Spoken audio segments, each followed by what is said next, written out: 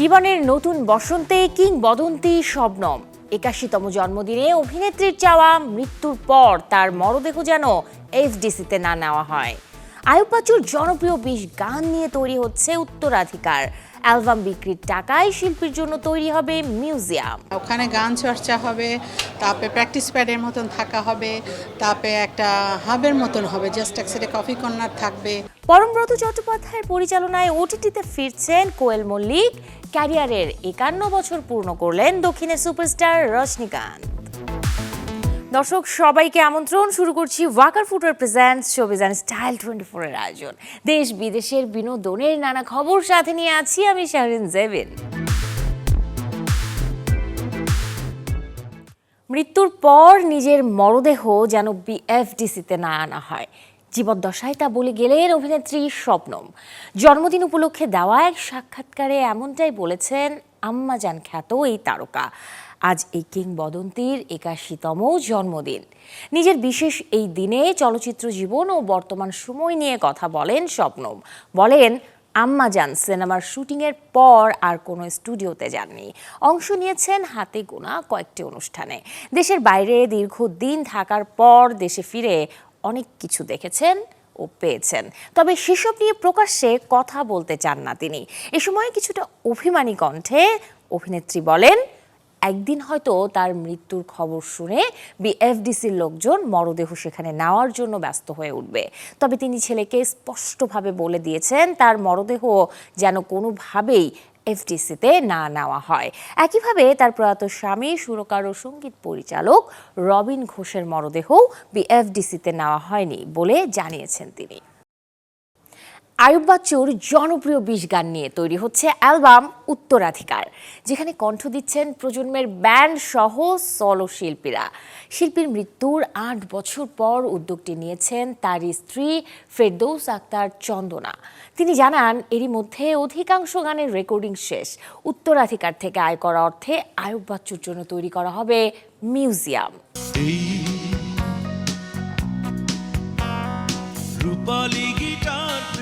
গানটি শুধু যে শ্রোতাপ্রিয় তা নয়, শিল্পীরও বেশ পছন্দের একটি গান রূপালী গিটার। কারণ গিটার নিয়ে যে বরাবরই ভালো লাগা প্রকাশ করতেন আয়ুব বাচ্চু। নতুন করে গানটিতে কণ্ঠ দিয়েছেন দলছুট ব্যান্ডের বাপ্পা মজুমদার।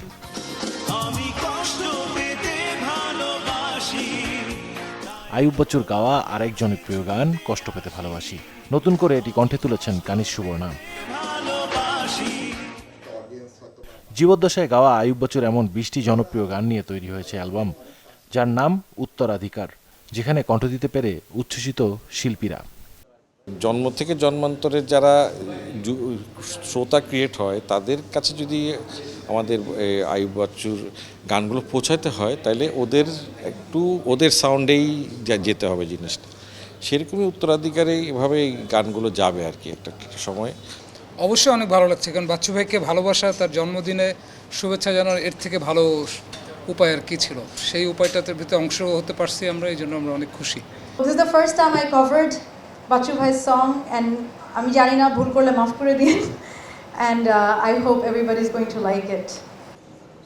উত্তরাধিকার অ্যালবামে থাকা বাকি ১৮ গানের তালিকায় যেমন আছে নীল বেদনা, গতকাল রাতে, অচেনা জীবন, মাধবী, চাঁদ মামা, মন চাইলে মন পাবের মতো গান।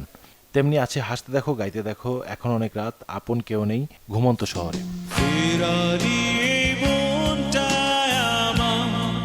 তালিকায় আরও আছে কষ্ট কাকে বলে, রাতের তারা, সেই তুমি, ফেরারি মন, হকার, নীরবে, মেয়ে এবং বাংলাদেশ শিরোনামের গানটি। আমাদের ব্যান্ড মিউজিক ডে তারই idea, so he introduced, he went to Channel i and said একটা মিউজিক ডে হবে না, ব্যান্ড মিউজিক ডে, এভাবে অনেক কিছু। He was creative all the way. In the morning 10 o'clock he will take his guitar এবং রাত 10টা পর্যন্ত সেই গিটার বাজাবে। এই প্যাশনটা যদি না থাকে আসলে মিউজিশিয়ান হয় না। You have to have that craziness. ওই craziness না থাকলে হয় না। He had every quality. The way he sang, the way he used to guitar. এটা মানে বাংলাদেশে এই লোকটা যদি বাংলাদেশে আমি বলবো এই উপমহাদেশকে মানে রিপ্রেজেন্ট করার মতো একটা লোক। আয়ুব বাচ্চুর গাওয়া পুরনো গানগুলো শিল্পীদের কণ্ঠে নতুন করে আনার কারিগর তারই স্ত্রী। তিনি জানান, অ্যালবাম থেকে আয় করা অর্থে তৈরি হবে জাদুঘর, যেখানে থাকবে আইয়ুব বাচ্চুর গিটার সহ অনেক আয়োজন। প্রজেক্টটা তো কন্টিনিউ হবে, কারণ আমাকে তো এই কয়টা থোক টাকা দিয়েই তো আমি কিছু করতে, আর আমাকে অনেকে বলে সরকারের কাছে যাও না, কারণ সরকার তো থালা নিয়ে বসে নাই যে আমাদের মতন সবাইকে, কারণ ওনার তো আরও অনেক কাজ। আমি যদি কিছু করে যাই যে হ্যাঁ আমার এতটুকু আছে, বাকিটা আপনি সাপোর্ট করেন, দেন হয়তো সরকার আমাকে সাপোর্ট করবে, কিন্তু আমি শূন্য হতে সরকারের কাছে যেতে রাজি নই। যারা রক মিউজিক করে, যারা ব্যান্ড মিউজিক করে, তারা কি বাচ্চু ভাইকে চর্চা করার একটা জায়গা পাবে?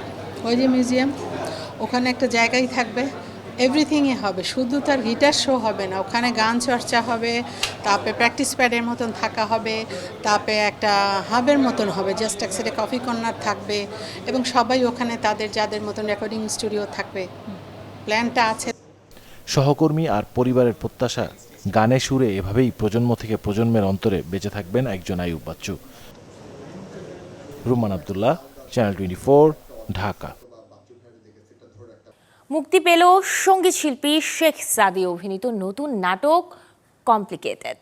বন্ধুত্ব, ভালোবাসা আর না বলা অনুভূতির এক জটিল সমীকরণে এই গল্পটি পরিচালনা করেছেন সোহেল রাজ। নাটকে সাদীর বিপরীতে অভিনয় করেছেন মিম। গল্পে দেখা গেছে লেখাপড়া ও ব্যস্ত নগর জীবনের একঘেয়েমি থেকে কিছুটা অবসর পেতে বন্ধুরা পাড়ি জমায় কক্সবাজারে। সেখানে হাসি, আনন্দ আর বন্ধুত্বের সময় কাটলেও সেই আনন্দের আড়ালে লুকিয়ে থাকে কিছু না বলা কথা ও অপূর্ণ অনুভূতি। বিশেষ করে মিমকে ঘিরে সাদীর নীরব ভালোবাসার গল্পে তৈরি করে এক অদৃশ্য আবেগের জটিলতা। ভালোবেসে যত্ন নেয়, সবসময় পাশে থাকে, কিন্তু মনের কথাটি প্রকাশ করার সাহস পায় না সাদী। সময়ের সঙ্গে সেই না বলা অনুভূতি ধীরে ধীরে জটিল করে তোলে তাদের সম্পর্ক।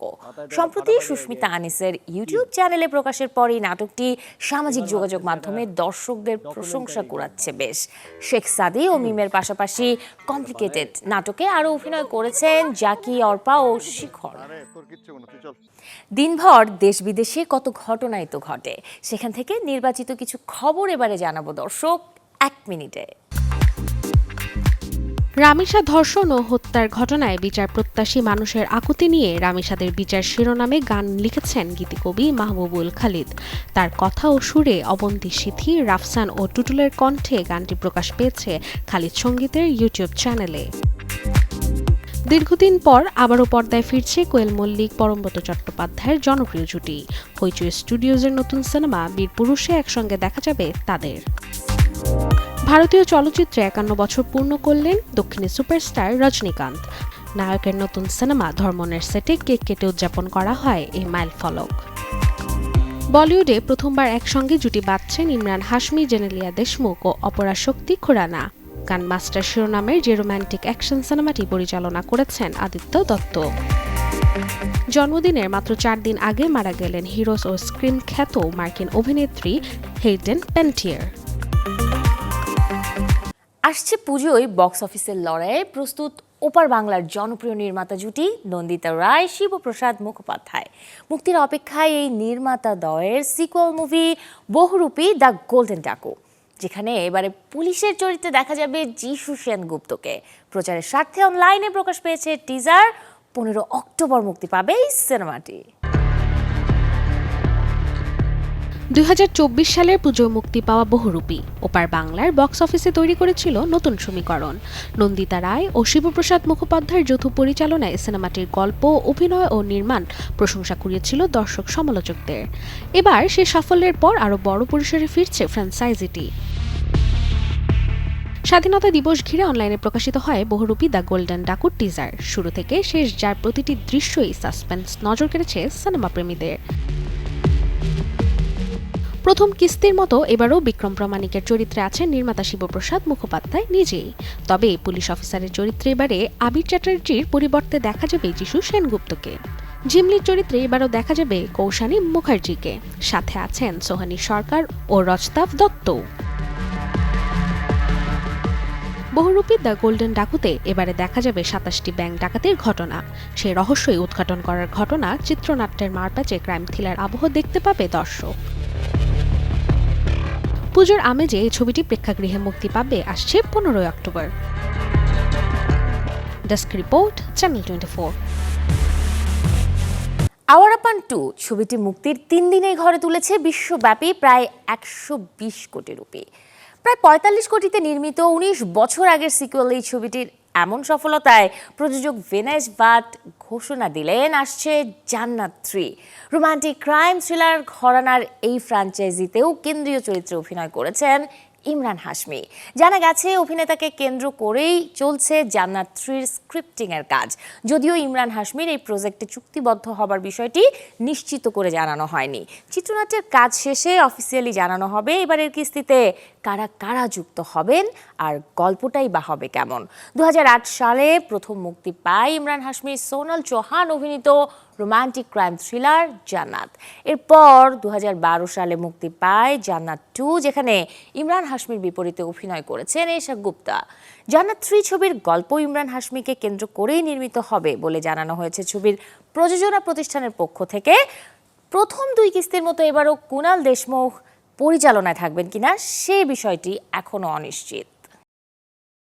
চলচ্চিত্রে উঠে এলো 1975 সালে ভারতে ঘটে যাওয়া বাস্তব এক প্রেক্ষাপট। সে সময়ে দেশটিতে জারি করা জরুরি অবস্থার ঘটনাকে উপজীব্য করে 2 পরিচালক নভনীত বেহাল ও ভিভু কাশ্যপ যৌথভাবে বানিয়েছেন ডায়াল 1975।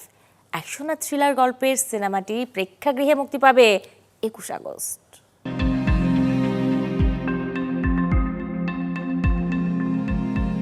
সাল 1975, ভারতে জারি হলো জরুরি অবস্থা। চারিদিকে আতঙ্ক, কড়া নিয়ন্ত্রণ আর সরকারি নজরদারি। এমন এক সময় এক বিদ্রোহী আন্ডারগ্রাউন্ড নেতা শাসক গোষ্ঠীর বিরুদ্ধে গড়ে তুলেছেন গোপন প্রতিরোধ। কিন্তু তার সবচেয়ে বড় চ্যালেঞ্জ, নজর এড়িয়ে কিভাবে পৌঁছে দেবেন প্রয়োজনীয় বার্তা।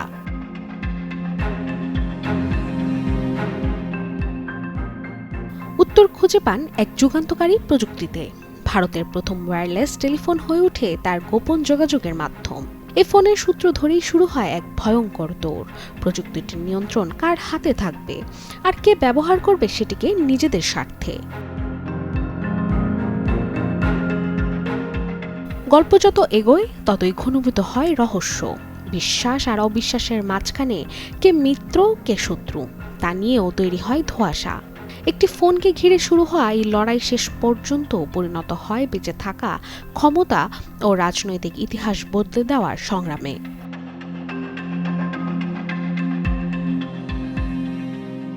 ডায়াল 1975 ছবিতে অভিনয় করেছেন কে মেনন, কীর্তি কুলহারি, প্রবেশ রানা ও বিশ্বনাথ চট্টোপাধ্যায়।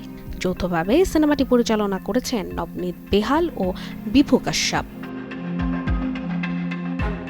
জানা গেছে আসছে 21 আগস্ট থেকে ওটিটি প্ল্যাটফর্ম ওয়েবসে ঘরে বসেই দেখা যাবে web film dial 1975। Desk report, channel 24। দর্শক, এতক্ষণ ছিলাম বিনোদনের নানা খবরে। এবারে জীবনযাপনের গল্প দেখব, লাইফস্টাইলের কিছু আপডেট।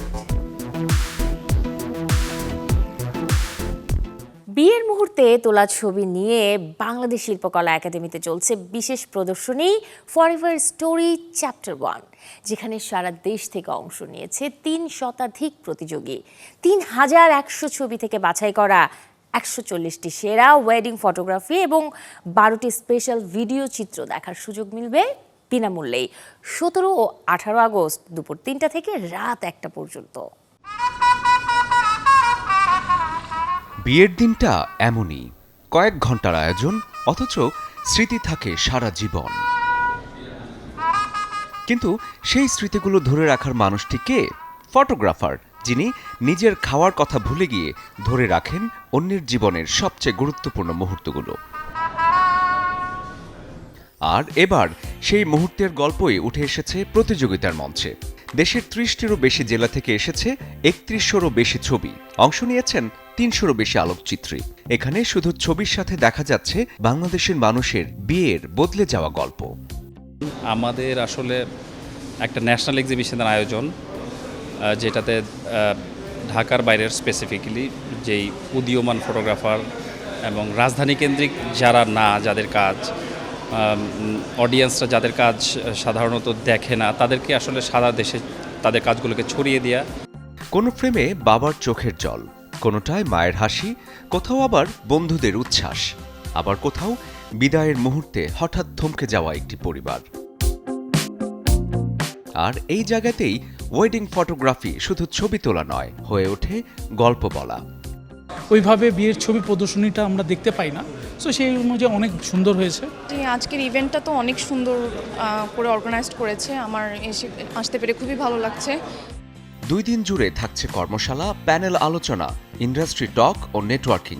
দেশের বিভিন্ন প্রান্ত থেকে ফটোগ্রাফাররা অংশ নিয়েছেন এই কর্মশালায়।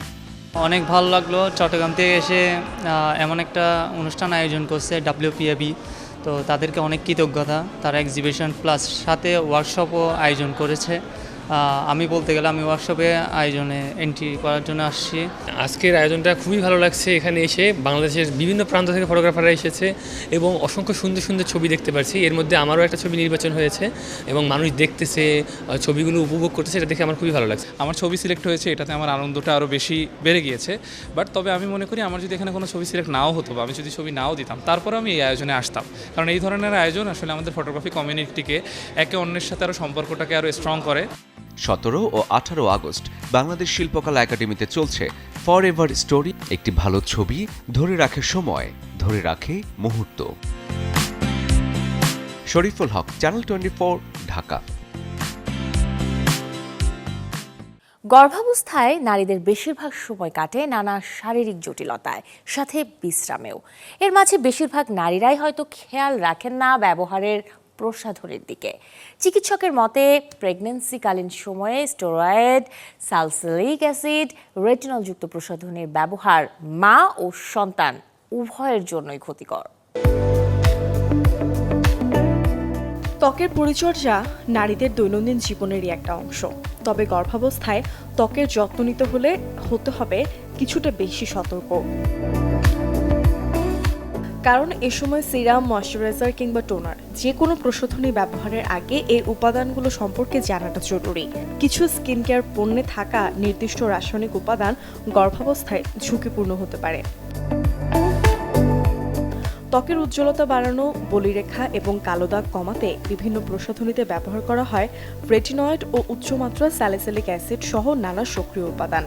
তবে গর্ভাবস্থায় এসব উপাদান ব্যবহারের ক্ষেত্রে বিশেষ সতর্কতা প্রয়োজন, যেমন রেটিনয়েড জাতীয় উপাদান এড়িয়ে চলার পরামর্শ দেন বিশেষজ্ঞরা। স্কিন লাইটনিং ক্রিমগুলো আছে বা ডিমিলানাইজিং ক্রিমগুলো আছে, যেমন হচ্ছে হাইড্রোকুইনন, কোজিক অ্যাসিড, তারপরে হচ্ছে বিভিন্ন ধরনের স্টেরয়েড জাতীয় ক্রিম, এগুলি কিন্তু ম্যাক্সিমামই প্রেগনেন্সি ক্যাটাগরি থাকে ABC। তো হাইড্রোকুইনন কিন্তু আমরা পুরো প্রেগনেন্সিতে অ্যাভয়েড করি, বা চুলের জন্য যে মিনক্সিডিল, এটাও আমরা পুরো প্রেগনেন্সিতে অ্যাভয়েড করার চেষ্টা করি। এছাড়াও রেটিনল তো পুরোপুরি অ্যাভয়েড করি, কারণ হচ্ছে রেটিনল হচ্ছে টেরাটোজেনিক। তো আপনারা কিন্তু প্রেগনেন্সি অবস্থা হয়তো মনে করতে পারেন যে আমি তো ওষুধটা খাচ্ছি না, আমার শরীরে ক্ষতি হবে না, কিন্তু আপনি যখন ক্রিম দিবেন এটা কিন্তু এক ধরনের অ্যাবজর্পশন হয়, ত্বক থেকে কিন্তু সিস্টেমিক সার্কুলেশনে যায়। চিকিৎসকের মতে গর্ভাবস্থায় ত্বকের ধরন বুঝে হাইড্রেটিং, অ্যান্টিঅক্সিডেন্ট বা তুলনামূলক নিরাপদ উপাদান সমৃদ্ধ প্রসাধনী বেছে নেওয়া উচিত। নির্দ্বিধায় গ্লিসারিন, ভেসলিন বা যে কোনো ইমুলিয়েন্ট বা অয়েল এগুলি ইউজ করতে পারেন আপনার চামড়া যদি শুষ্ক থাকে। এছাড়াও যদি আপনার এক্সিমা বা কিছু চুলকানো থাকে, তাহলে সেই ক্ষেত্রে আপনি দেখা যাচ্ছে যে মোমেটাসন বা মোমেটাসন কিংবা দেখা যায় হাইড্রোকর্টিসন ইত্যাদি ইউজ করতে পারেন। আবার যদি অ্যান্টিফাঙ্গাল বা দাউদের সমস্যা হয়, সেক্ষেত্রে আপনারা দেখা যাচ্ছে টার্বিনাফ্রিন জাতীয় ক্রিম ইউজ করতে পারেন, অথবা দেখা যাচ্ছে যে ফ্লুকোনাজল জাতীয় ক্রিম ইউজ করতে পারেন ইত্যাদি। প্রেগন্যান্সিতে ত্বকের যত্নে সৌন্দর্যের পাশাপাশি গুরুত্ব দিতে হবে নিরাপত্তাকেও। তাই নিজের মতো করে কোনো পণ্য ব্যবহারের আগে সচেতন হওয়া জরুরি। প্রয়োজনে নিন বিশেষজ্ঞের পরামর্শ। মূর্ছনা ঐশী, চ্যানেল 24। অনেকটা সময় বিছানায় শুয়ে থেকেও যাদের ঘুম আসে না, তাদের জন্য সাধারণ একজোড়া মোজা হতে পারে একটি সমাধান। এতে বিছানায় ঘুম আসবে তাড়াতাড়ি। প্রাচীন যে পদ্ধতিটি আপনিও ট্রাই করতে পারেন। টেকনিকটা কিছুটা অপ্রচলিত হলেও ঘুমের আগে পা হালকা গরম রাখার পেছনে বৈজ্ঞানিক ব্যাখ্যা আছে। জার্নাল অফ ফিজিওলজিক্যাল অ্যানথ্রোপোলজিতে প্রকাশিত সাম্প্রতিক একটি গবেষণায় ঘুমানোর সময় বিছানায় মোজা পরার প্রভাব বিশ্লেষণ করা হয়েছে। গবেষণায় দেখা গেছে পা উষ্ণ রাখলে শরীরের তাপমাত্রা যেমন নিয়ন্ত্রণে থাকে, পাশাপাশি দ্রুতই ঘুমিয়ে পড়তে এবং নিরবিচ্ছিন্ন ঘুমেও সাহায্য করে। রাতে পা ঠান্ডা থাকার কারণে যারা অস্বস্তিতে ভোগেন তাদের জন্য আরামদায়ক মোজা ব্যবহার একটি দারুণ ট্রিক্স হতে পারে। ফুল মানেই সুগন্ধ। এমনটাই জানা সবার, কিন্তু প্রকৃতি মাঝে মাঝে সেই ধারণাকেও উল্টে দেয়। এমন এক ফুল আছে যেটি ফুটলে চারপাশে ছড়ায় মৃতদেহের মতো বিকট গন্ধ, আবার সেই গন্ধেই ছুটে আসে বিশেষ কিছু পোকা আর ফুল ভালোবাসে এমন মানুষেরা। ভাবুন তো, একটা ফুল ফুটেছে, কিন্তু কাছে গিয়ে ফুলের সৌন্দর্য উপভোগ করার বদলে কেউ যদি নাক চেপে ধরে তাহলে অবাক হবার কিছুই নেই। কারণ এই ফুলে সুগন্ধের বদলে আছে অনেকটা মৃতদেহের গন্ধের মতো তীব্র এক পারফিউম। এই ফুলটির নাম কর্পস ফ্লাওয়ার, অনেকে আদর করে ডাকেন মৃতদেহের ফুল। তবে এখানে প্রকৃতির একটি খেলা আছে। মানুষের কাছে এই গন্ধ অসহ্য হলেও মাছি আর ক্যারিয়ন বিটলের কাছে এটি যেন বুফে লাঞ্চের দাওয়াত। এই গন্ধের উদ্দেশ্য পরাগায়নকারী পতঙ্গকে কাছে টেনে আনা। এটি আসলে সাধারণ কোনো ফুল নয়। বিশাল এই কাঠামোর ভেতরে থাকে অসংখ্য ছোট ফুল, আর এত বড় আয়োজনের পরও সময় থাকে খুব কম, মাত্র 24 থেকে 48 ঘন্টা, তারপর শেষ। এই বিরল দৃশ্যই মানুষকে কাছে টেনে এনেছে আমেরিকার লস অ্যাঞ্জেলেসের দ্য হ্যানিংটন বোটানিক্যাল গার্ডেনে। কারণ এই বছর একটি নয়, একই সময়ে ফুটতে শুরু করেছে 2টি কর্পস ফ্লাওয়ার। কেউ অফিস থেকে ছুটি নিয়েছেন, কেউ শুধুমাত্র এই ফুল দেখতেই ছুটে এসেছেন। কারণ জীবনে এমন ফুল দেখা যায় হয়তো কয়েকবার, কিন্তু এমন ফুলের গন্ধসহ অভিজ্ঞতা সেটা ভুলে যাওয়ার মতো নয়। শরীফুল হক, চ্যানেল 24। এই ছিল আজকের Walker footwear presents showbiz and style 24 এর আয়োজনে। বিনোদন ও লাইফস্টাইলের সব খবর জানতে ভিজিট করুন আমাদের ফেসবুক পেজ এবং ইউটিউব চ্যানেলে। কাল ঠিক একই সময়ে আবারও দেখা হবে। সেই পর্যন্ত সবাই ভালো থাকুন, আর দর্শক অবশ্যই চ্যানেল 24 এর সাথেই থাকুন।